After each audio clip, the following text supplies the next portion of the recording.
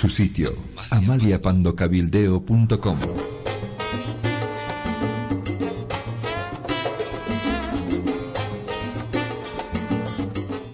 Víctor Hugo, lo hemos invitado a una circunstancia trágica para su familia. Entiendo que tiene un hijo, todavía niño, 12 años, que está padeciendo de una enfermedad terrible que se llama cáncer.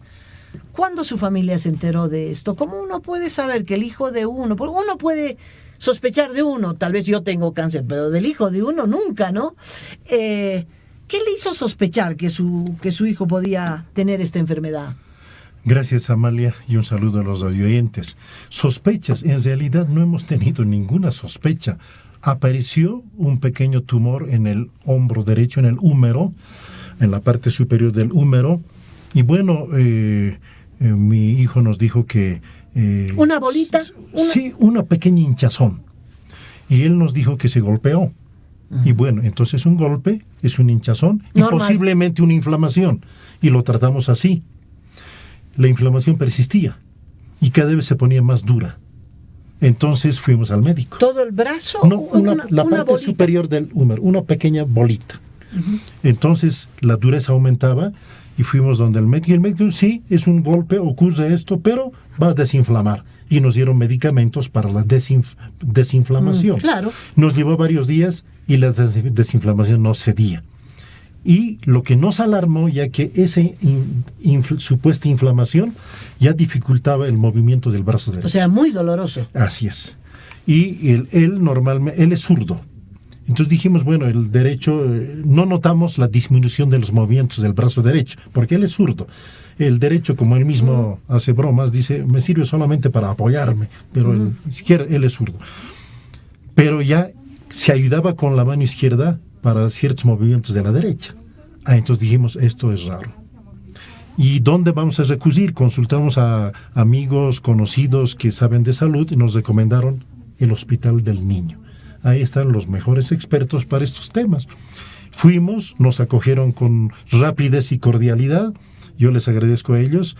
Hicieron los análisis, le tomaron muestras de sangre y lo normal para estos casos. Y ya nos dijeron en una primera impresión, esto es bastante raro. Si es inflamación, no es inflamación normal. Ya nos asustaron. ¿Qué podría ser? Y prudentemente dijeron, esperemos los análisis. Le tomaron biopsia, ¿no? Le extrajeron tejidos de la parte interna del hinchazón y pasaron días. Que ya hay una sospecha. Había algo raro. Una sospecha no nos dijeron, pero ya notaron era una inflamación rara. Entonces pasaron los días, la análisis de laboratorio nos dicen osteosarcoma maligno. En sencillo quiere decir cáncer maligno en el hueso. En el hueso, no en el músculo. En el hueso, en la parte superior del húmero. Y bueno, fue un terremoto para nosotros. Y le dije a la oncóloga, ¿habrá alguna posibilidad de error?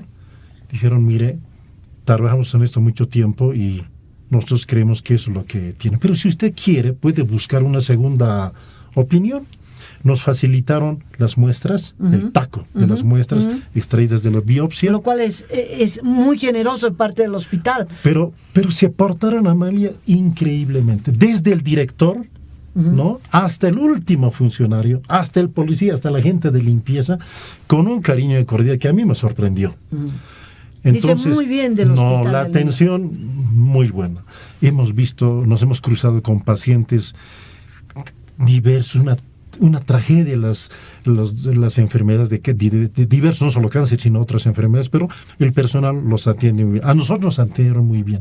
Nos facilitaron los tacos, ¿no? Para buscar las pruebas extraídas de la supuesta inflamación. Y bueno, llevamos a laboratorios ya no públicos, como el Hospital del Niño, sino privados. En el primer laboratorio, de uno de los de mayor jerarquía en La Paz, no nos dice osteosarcoma.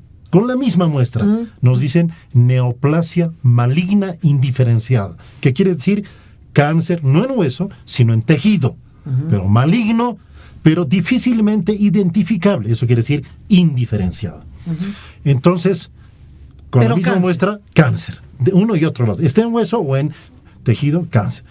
Ahí nos enteramos ya que lo que teníamos como inflamación era un cáncer que mucho tiempo se estaba formando. Y cuando ya apareció la bolita, la inflamación, era el momento de aparición pública del cáncer. Pero no ha surgido en un día, 2 días. Eso, por lo visto, estaba gestando de forma silenciosa durante mucho tiempo. Hasta ahora no sabemos cuánto tiempo.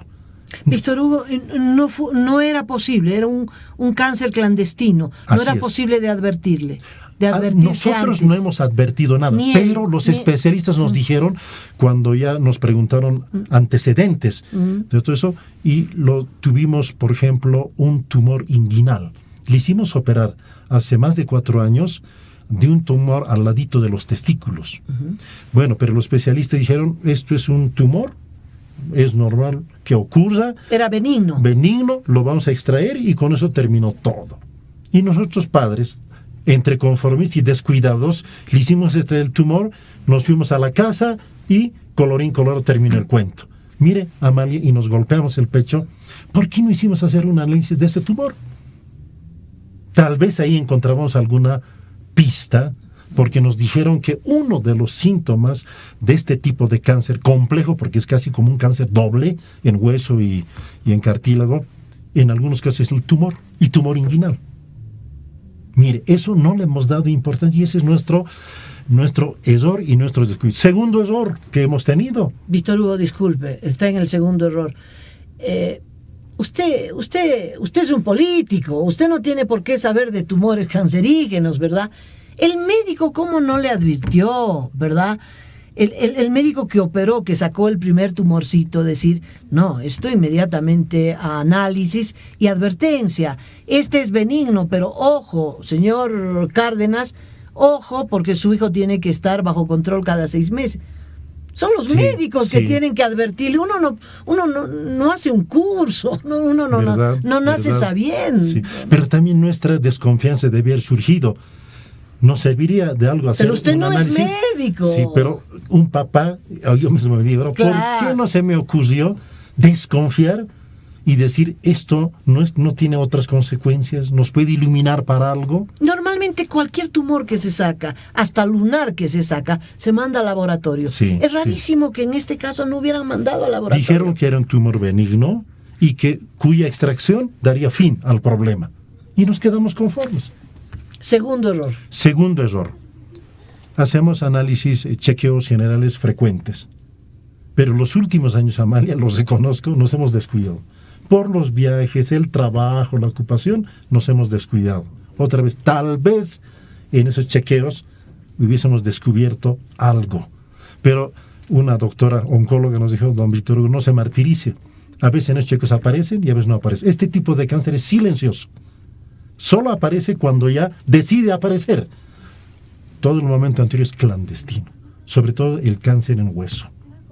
En cambio, hay otros tipos de cáncer, como la leucemia, que es cáncer en sangre, da más señales para ser detectado. Pero hay descuidos como esto. No haber descuidado en los últimos años chequeos más cuidadosos y haber descuidado este análisis de la naturaleza de ese tumor, son errores nuestros, que los asumimos y que a los papás y a las mamás decimos, no se descuiden como nosotros nos hemos descuidado. Si hay cualquier tumor, háganlo analizar hasta saber de qué se trata. Y los chequeos semestrales o anuales debería ser una costumbre general, porque cualquier tipo de cáncer, nos decían los oncólogos y las oncólogas, cuando se lo descubre en las primeras señales es fácil de tratar y se puede curar, incluso con medicamentos naturales, sin recurrir a los medicamentos artificiales, y menos a la quimioterapia o radioterapia, que también tienen sus problemas. De forma natural es posible de curarlo, pero no fue nuestro caso. Nos dimos cuenta cuando ya apareció el hinchazoncito, que después resultó ser un cáncer doble, en osteosarcoma, en hueso y en tejido. ¿Cuál fue el impacto en la familia, Víctor Hugo? Terremoto, Amalia, terremoto. No habíamos soñado. Hemos conocido casos de cáncer en personas ajenas, incluso en familiares. Mi papá falleció con cáncer. O sea, había ese antecedente. Había antecedente. Que parece que es importante tener en cuenta este antecedente. La hermana mayor de Lidia, Elena, también falleció con cáncer linfático. En los ganglios le dio el cáncer, pero apareció de la noche a la mañana. Ella era profesora, daba sus clases normalmente, y una mañana amaneció con la piel color amarillo. ¿Qué había pasado? Cambio todo. Le llevamos a los médicos y diagnosticaron cáncer linfático, cáncer en los ganglios. No hay nada que hacer. No se podía. Apareció cuando y empezó los ganglios a endurecerse como cemento y hasta que falleció. Entonces, realmente vimos en otras personas. Otra cosa es que tu hijo tenga eso, ya fue un terremoto, un golpe muy duro. ¿El menor? El último. Si yo tengo dos parejitas, 2 varones y 2 mujeres, este es el menor. Y además, a diferencia de mis otros hijos, a quienes casi no les dedica mucho tiempo, porque por la cátedra, por mis viajes, por la vida política, yo salía de casa cuando estaban dormidos y llegaba a casa cuando ya se habían dormido. En cambio, con este último ha crecido conmigo. Es decir, lo he sentido más de cerca y el golpe ha sido muy, muy, muy fuerte y nos desorganizó toda la vida. Hoy vivimos, hacemos todo en función del niño. Nos desorganizó todo. Entonces estamos tratando de reaccionar, de planificar mejor y veremos cómo nos va. Pero ha sido un shock muy duro, Amalia, muy duro. Y yo no lo deseo a ninguna familia porque realmente esto es doloroso y sobre todo la impotencia. Cada paso que vemos, quisiéramos hacer cualquier cosa, pero no podemos. Por ejemplo, quisiéramos que ya empiece el tratamiento de la quimioterapia, pero nuestros profesionales, y debemos de conocerlo, son tan profesionales que dicen, don Víctor Hugo, doña Lidia, no podemos empezar quimioterapia mientras no sepamos con nombre y apellido qué tipo de cáncer es esto. Porque hay un montón de tipos de cáncer. Exacto, tanto de hueso como de tejido. Y además, el tipo de quimioterapia depende del tipo de cáncer. Entonces nos dicen, no podemos disparar como con una escopeta, porque ahí las probabilidades son 50 de fallecimiento, 50 de éxito. No, tenemos que disparar como un rifle. Es decir, bien, y eso requerimos diagnóstico. Ahora, en Bolivia no es mala voluntad de los profesionales. Técnicamente no tenemos la infraestructura para un buen diagnóstico. Eso ya nos hemos convencido. Y menos para curar. Menos para curar y hay que ir afuera. Y ahora la batalla está afuera. Ojalá tengamos éxito. Rogamos a Dios para que nos ayude en esto. Uno no sabe qué hacer. A ver, ¿qué es medicamento? ¿Es operación? Por ahí va a perder el brazo, que sería lo de menos, porque acá el peligro es que pierda la vida. Y entonces usted optó por un hospital en el Brasil. ¿De cómo llegó ahí? Mire, lo principal ha sido que aquí los oncólogos dijeron, con los datos que tenemos y con un diagnóstico no definitivo, hay 2 corrientes. Hay que cortar el brazo para liberarnos de ese tumor y luego hacer quimioterapia, porque posiblemente esté en otros lugares del cuerpo, que es lo que ocurre normalmente.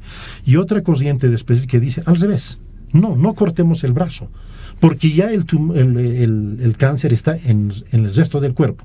Por la sangre ya se ha separado. Y es cuestión de tiempo para que aparezca en un u otro lugar. Entonces, cortar el brazo no tiene sentido si ya está en todo el cuerpo. Entonces, al revés, no cirugía, sino quimioterapia. Hay que comenzar con la quimio. Reducir el tumor a lo más pequeño y así la cirugía se facilita. Entonces nosotros apoyamos esta segunda opción. Pero para iniciar la quimio, Amalia, tenemos que tener el diagnóstico preciso. Y para tener el diagnóstico preciso no hay otra alternativa que sacarlo afuera. Hemos tocado puertas en diversos lugares y tú preguntabas ¿por qué el Brasil? Porque primero por la distancia.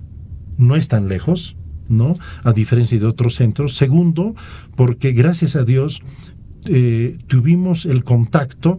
Mi hijo, la compañera de mi hijo, habla portugués y tiene sus familiares en Sao Paulo. Entonces, otro hijo, no de este chiquito. No, de su hermano mayor. Del hermano mayor. Del hermano mayor. Entonces, ella nos dice, pues yo hablo con mis tíos para que nos acojan, ¿no? Y tocaremos esas puertas.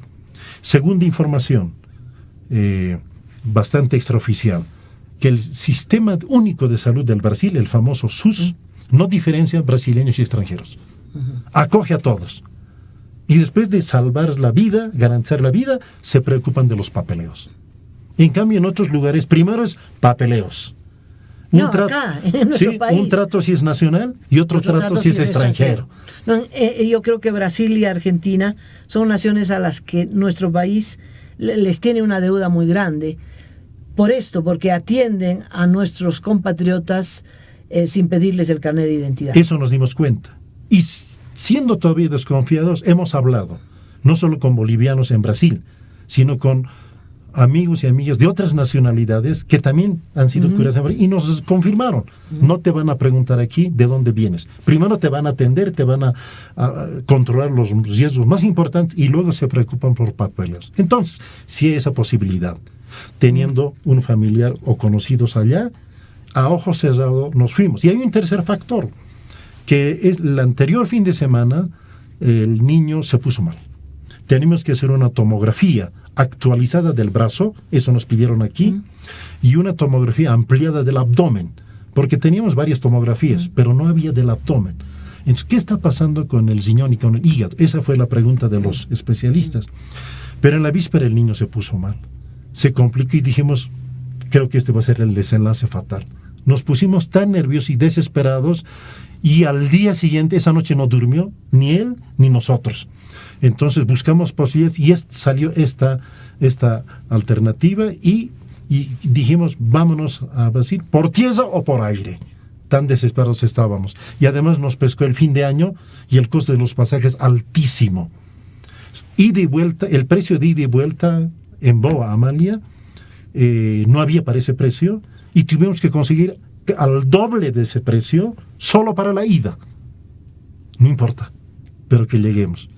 Tomamos la primera oportunidad y aquí quiero agradecer a la agencia de viajes que nos hizo el favor, porque no había la demanda hasta 2 semanas después, todo copado, ninguna línea aérea ni nacional ni extranjera. No sé esa agencia de viajes que tiene sede en Cochabamba qué hizo, pero nos consiguió 3 pasajes para el enfermito, para su hermano mayor y la compañera de mi hijo, que es la que habla portugués. Entonces conseguimos los pasajes y ellos se lo llevaron. Y la ruta complicada, Amalia. Boa sale de La Paz y llega a Sao Paulo directo.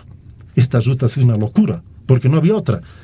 Día anterior, el lunes, La Paz, Santa Cruz. Descansaron en la noche. Bueno, descansar es una... Salieron a las 11 en el aeropuerto la noche del lunes y el martes proseguían a Lima y de Lima a Sao Paulo. Llegan al hospital en un barrio popular, un hospital llamado de primer nivel, ¿no?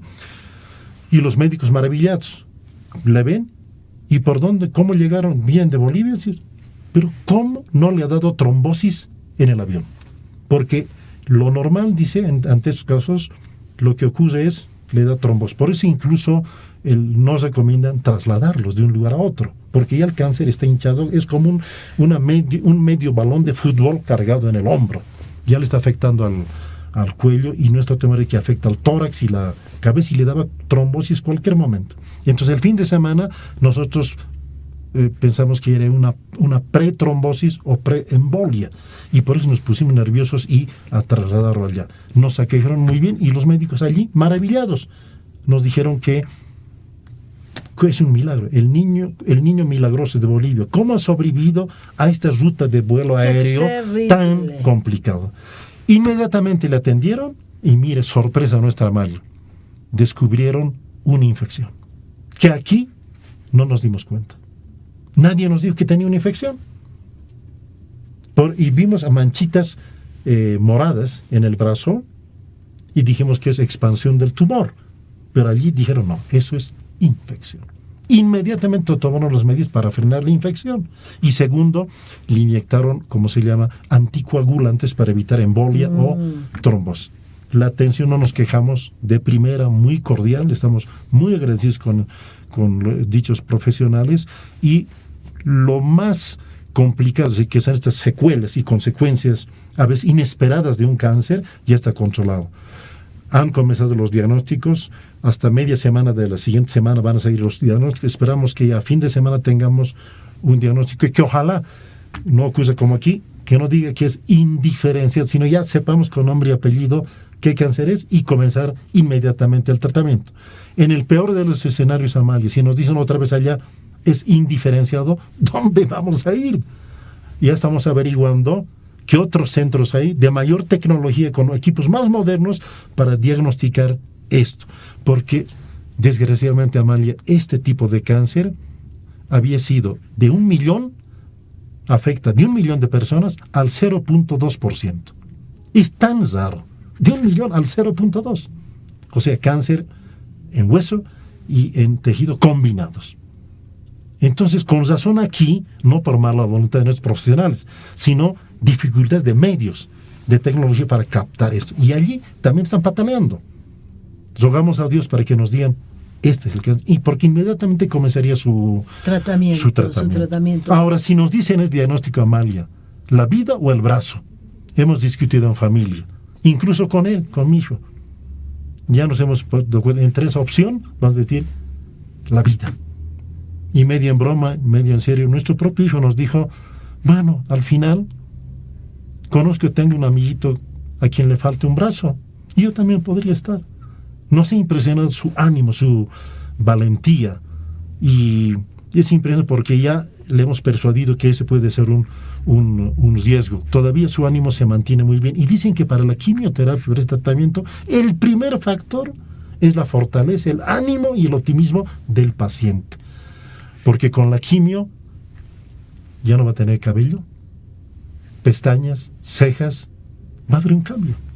Entonces, algunos resisten en mejores condiciones, ¿no? Víctor Hugo, 12 añitos, ¿qué hacía su hijo? Él estaba en escuela, ha concluido su sexto de primaria. Estaba terminando primaria. Ha concluido su primaria, sí, y bueno, ya el año venidero tenía que proseguir secundaria.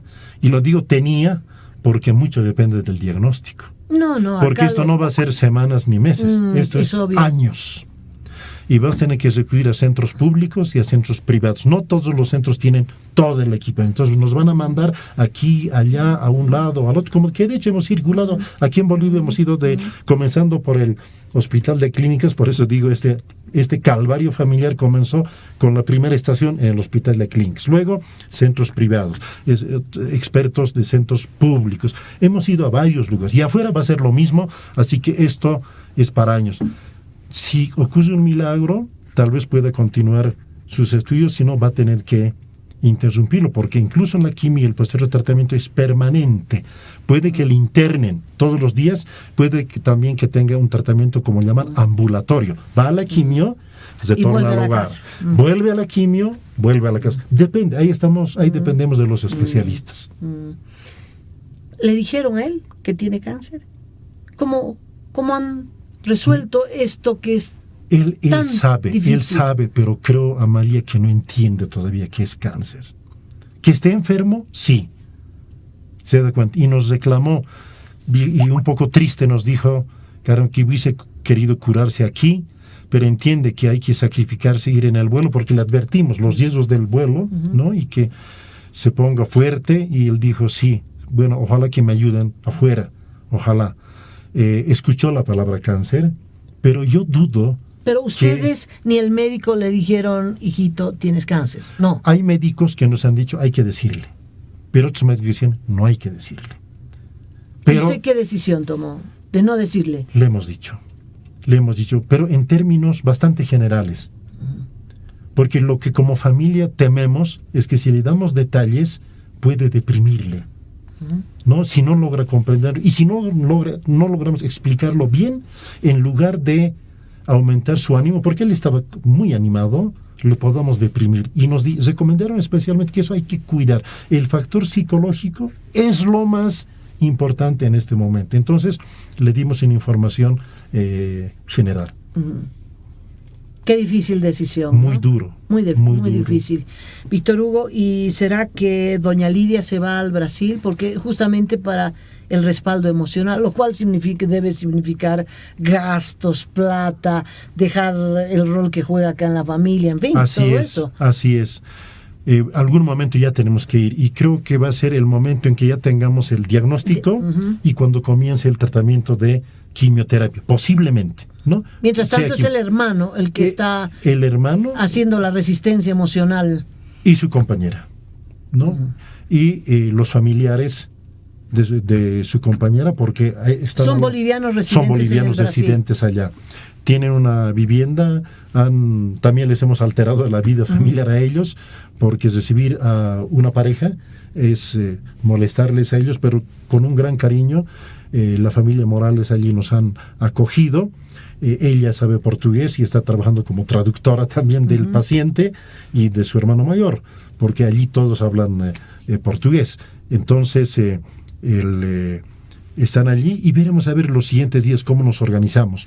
No es posible todavía definir, por ejemplo, un lugar donde alojarnos, porque no sabemos dónde va a estar tratado con quimioterapia. Y en lo posible, ese lugar de alojamiento... O será radioterapia, a ver qué dicen. O sea, veremos qué dicen los especialistas. Va a tener que estar cerca del centro donde le trata. Claro. Entonces, mientras tanto, yo agradezco públicamente la acogida, el cariño de la familia Morales, porque eso nos facilita, digamos, las responsabilidades de estos primeros días. Bueno, ya a través del Facebook, por ejemplo, Eugenia Quispecho, que dice, por favor, exprésele al expresidente mi solidaridad. Muchas gracias, Eugenia, muy gentil. ¿Cuánta gente está padeciendo esto? Víctor Hugo, lo que a mí me conmueve mucho, porque todos nosotros tenemos algún amigo, si no está enfermo, que ya falleció de cáncer, ¿no?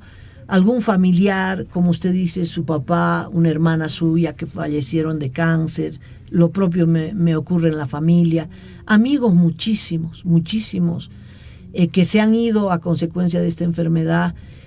Un poco somos una generación que hemos vivido con el cáncer, pero lo nuevo es esto, que aparece cáncer en niños y en jóvenes, y esto es inaguantable desde el punto de vista emocional, ¿no? Y en los últimos años, el cáncer que está aumentando es en niños y jóvenes. Es en niños y jóvenes. Eso nos dijeron los especialistas, y no solo en Bolivia, sino en varios países. Víctor Hugo, ¿usted se ha preguntado por qué? ¿Por qué? Es que uno no puede creer que nazcan niños y meses después tengan leucemia, tengan cáncer. Y el país no está preparado para esto. Y obviamente tenemos un gobierno que cierra los ojos ante esta realidad y le importa un pepino los enfermos de cáncer, ¿no? Gasta en cualquier otra cosa menos en lo que se requiere para diagnosticar y curar el cáncer. ¿Qué será la contaminación, Víctor Hugo?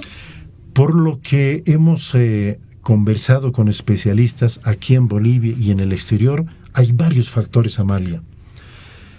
Por una parte, hay el factor genético. A veces los papás, los abuelos, si tienen historias de cáncer, hay posibilidades de que hay que estar alerta. Hay que estar atentos en eso. Porque nos preguntaron lo primero, ¿ustedes tienen un papá, una mamá, un pariente que antes tuvo cáncer? Es una de las primeras preguntas, y nosotros hemos tenido que decir la verdad. Sí, ha habido en este caso, de parte padre, de parte madre. El factor genético. Segundo factor, el factor alimenticio. Comemos, Amalia, sustancias que favorecen el cáncer. Por ejemplo, toda la comida llamada chatarra, que tiene mucho azúcar y muchos productos químicos, favorecen el surgimiento de cáncer. Y la grasa, ¿no? La grasa, el azúcar, la sal. Tanto que en las últimas semanas y meses, ya los especialistas nos prohibieron, en el caso de mi hijo, todo azúcar, toda cosa dulce, sal y grasas. Porque las células cancerosas viven en glucosa, en azúcar, en sal y grasa. Se nutren. De tal forma que hay ciertos métodos de tratamiento que le quitan la glucosa para atacar a las células cancerosas. Entonces, el segundo factor después del genético sería la alimentación. O sea, en vez de comer, Amalia, nos estamos envenenando. Y eso algo hay que hacer. Algo hay que hacer. Y mucha carne de res. También. La carne es otro factor. Pero también es el medio ambiente, el aire, el oxígeno. No es limpio. Está también el plomo que despiden los vehículos automotores. El plomo dice que es un cáncer. Elemento cancerígeno. Sigamos con estos factores, Amalia, que son varios.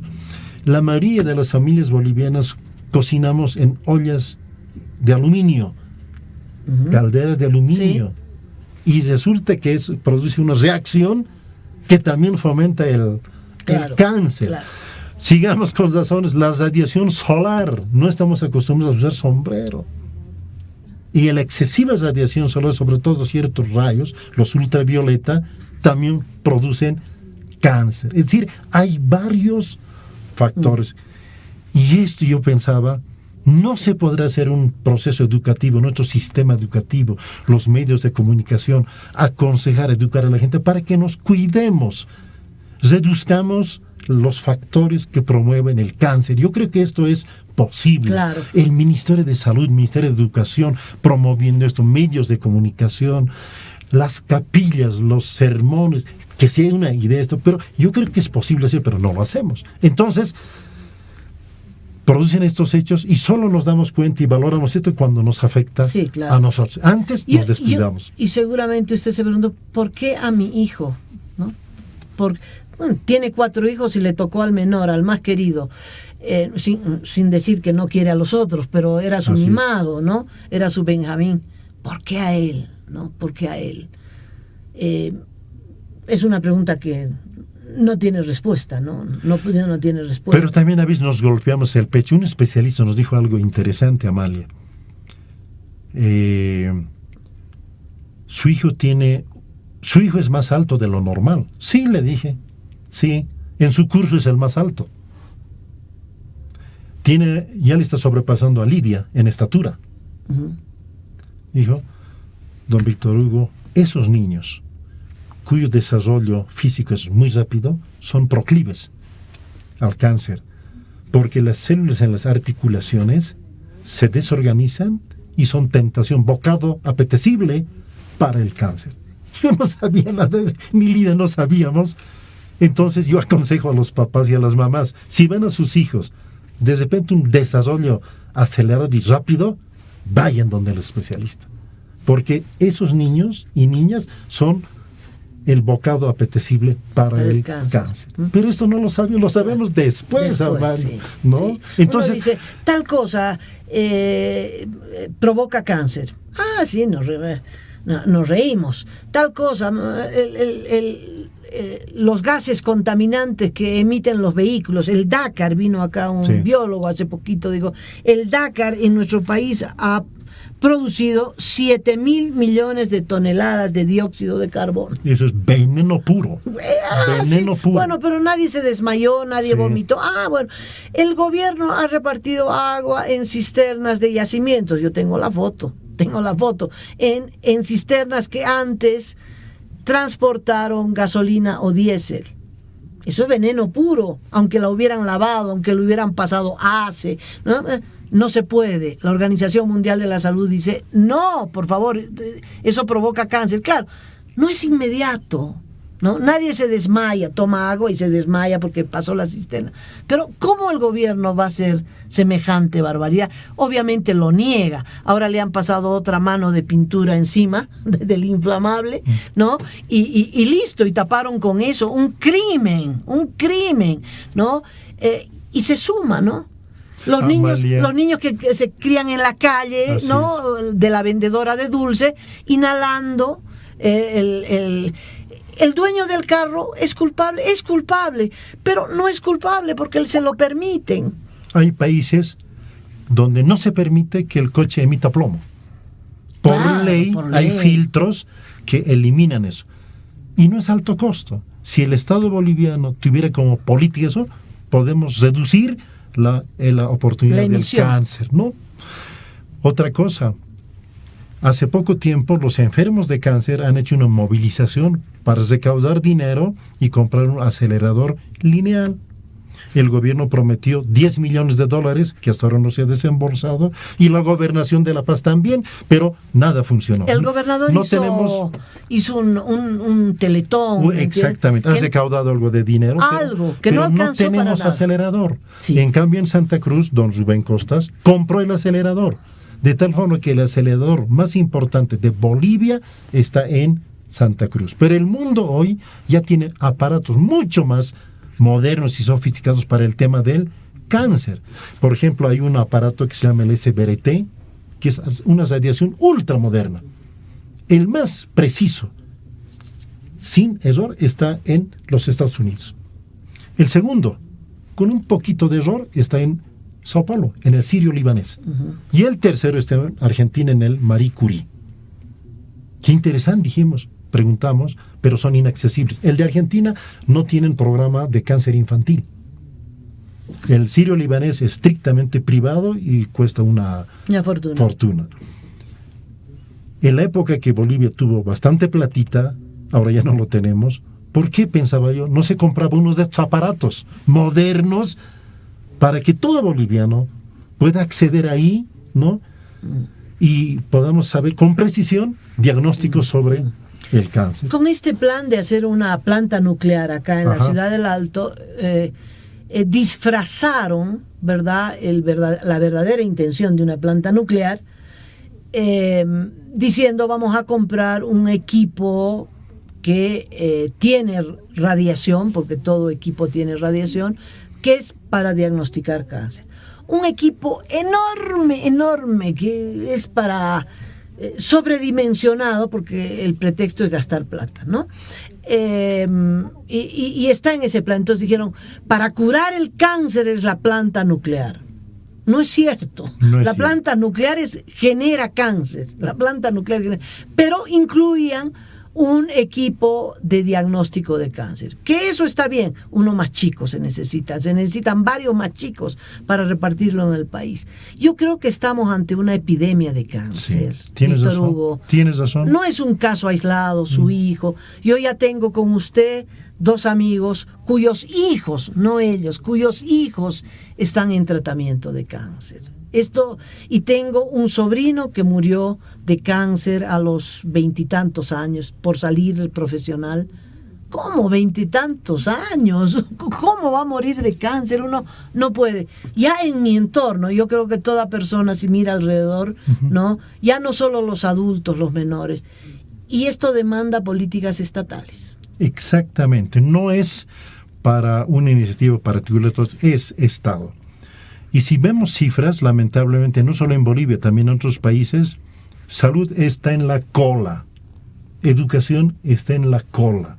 Interesan otros sectores donde son más visibles y el gobernante de turno recibe aplausos, agradecimientos. Pero invertir en educación y en salud no es la primera prioridad. Pero, por otra parte, hay gente que ha estudiado políticas públicas y ha dicho, un país no sale adelante si no resuelve educación, salud, justicia, etc. Y por eso salud es bien importante. Entonces, deberíamos tener esos aparatos modernos, porque nuestros médicos, Amalia, ponen todo el empeño, pero no tienen los medios técnicos. Tienen un límite. Tienen límite, entonces tienen que confesar su impotencia y tener que recurrir afuera. Pero no todos pueden recurrir afuera. Nosotros, gracias a esa familia Morales, nos facilitó la salida afuera, pero no todos tienen familiares en uno u otro país. Entonces, aquí deberían estar los medios. Y no son medios, Amalia, inalcanzables. No son. Hay países, hay entidades que, si Bolivia quisiera comprar esos aparatos, no necesita cubrir el 100% del costo.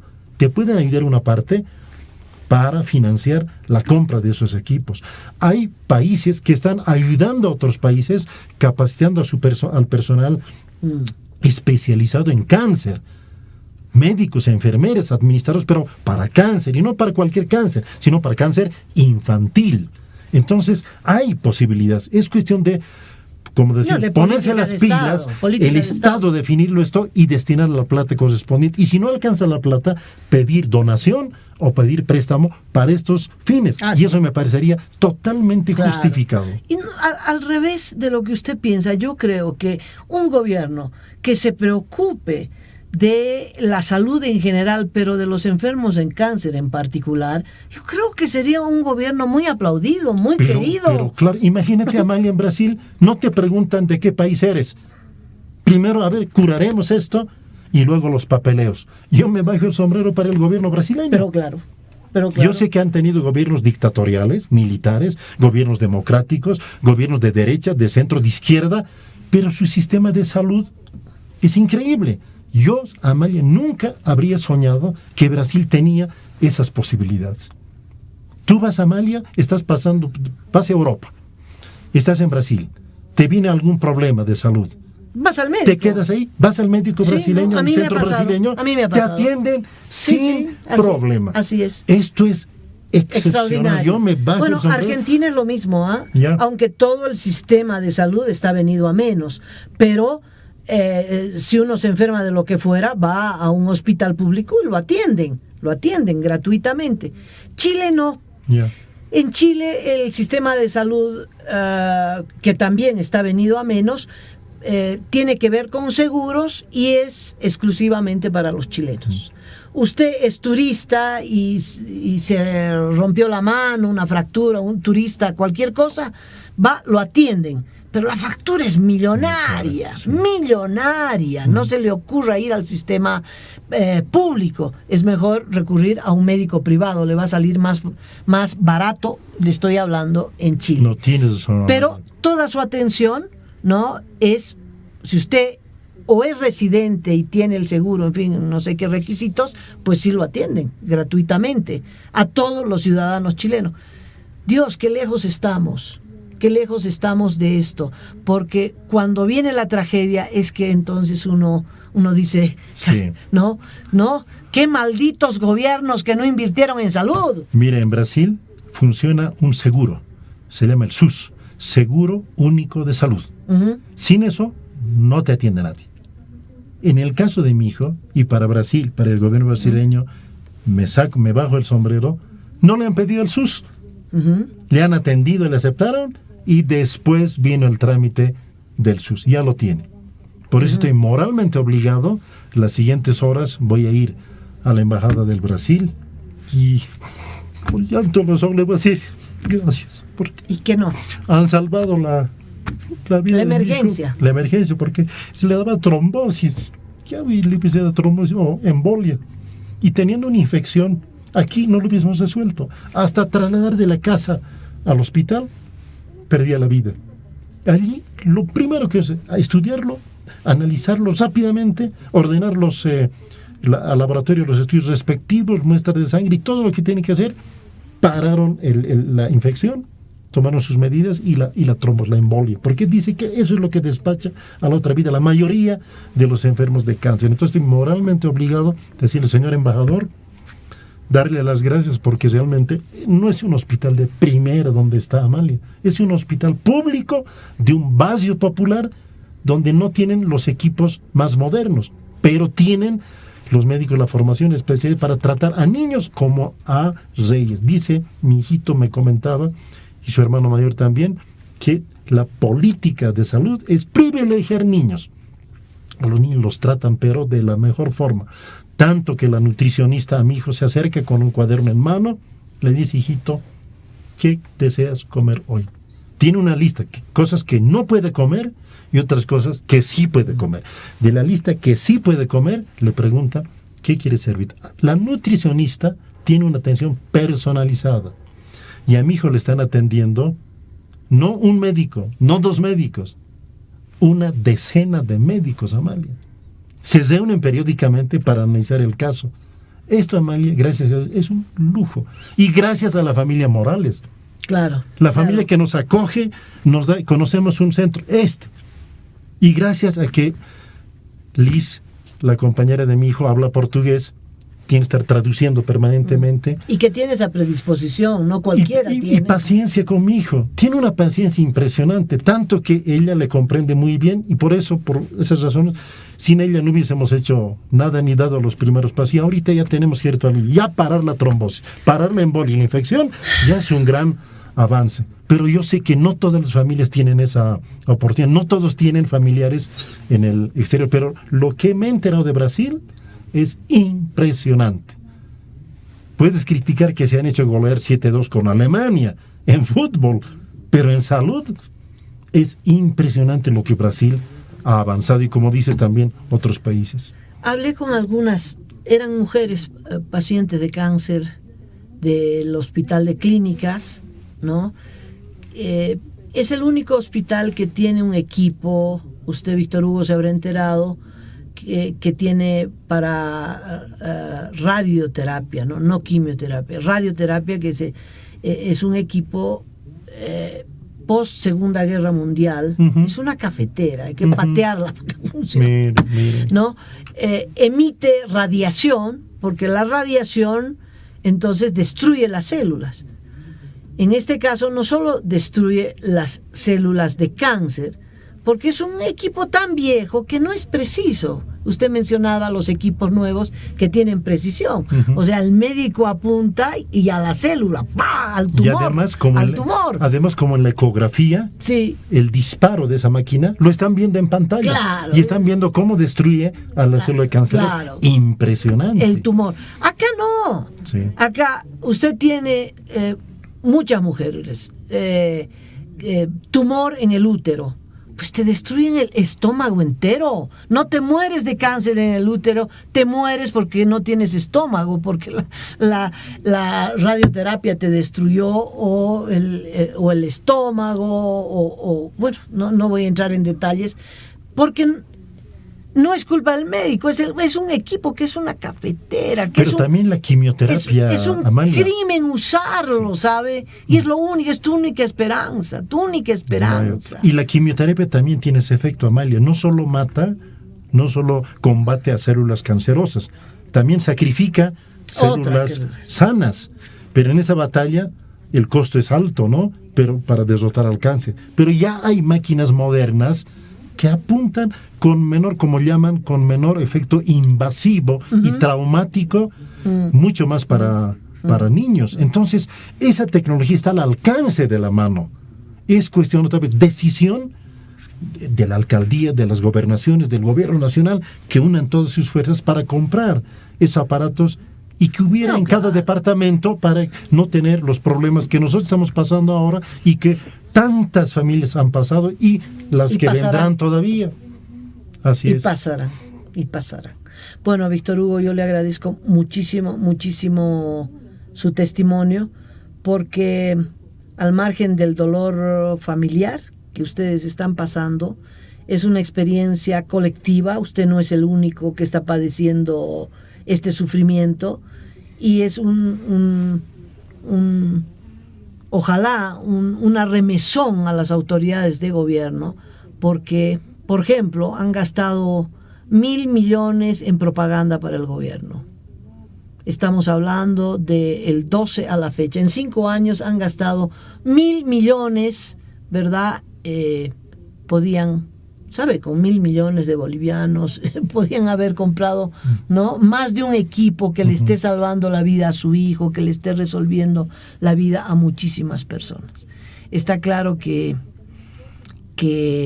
pues no lo hacen, las prioridades están cabeza abajo, y bueno, su testimonio ojalá sirva para eso, a ver si no podemos cambiar ese. Así es, hay que unir fuerzas, más que criticar uno y otra cosa, y todos tenemos que, porque el cáncer no diferencia color de piel, cultura, religión. Bueno, ahí está, Hugo Chávez se murió de cáncer, murió de cáncer, Lula tuvo cáncer, Dilma Rousseff tuvo cáncer, el presidente Banzer murió de cáncer, ¿no? Así que esto es un mal terrible y hay que unir fuerzas. Yo quiero aprovechar, Amalia, para agradecer a todas las personas que en este calvario, con varias estaciones, la primera ha sido el Hospital del Niño, nos han ayudado. Desde el director del Hospital del Niño, su personal, las oncólogas, los profesionales, el personal de seguridad, todos nos trataron maravillosamente, nos dieron todo lo que les pedíamos, nos aconsejaron, vayan aquí, allá. yo sentí a veces que escuchaba de que hacerlo profesional. No, totalmente abierto. Vayan una segunda opinión, vean esto, aquello. Yo les agradezco. Y lo mismo a los profesionales del sector privado, nos han dado todos apoyos, referencias, prueben esto, prueben aquello. Les quedo muy, muy agradecidos. Y a quienes muestran su solidaridad, su apoyo desde una oración hasta otras formas de apoyo, contándonos sus experiencias. Mi hijo también tuvo un problema parecido y he ido allá, toque esa puerta. Nos han ayudado a tocar varias puertas y a ver varias posibilidades. Ahora tenemos más opciones gracias a la experiencia de otras personas, nos ayudan, y públicamente yo quiero agradecer en Brasil a la familia Morales por habernos acogido en su casa. Les pido disculpas por la incomodidad que les hemos provocado. Son familias de Liz, de la compañera de mi hijo, pero ahí estamos hasta poder ubicarnos, porque eso depende de dónde le van a atender ya por meses y años, y ya nos trasladaremos ahí, pero para estos primeros días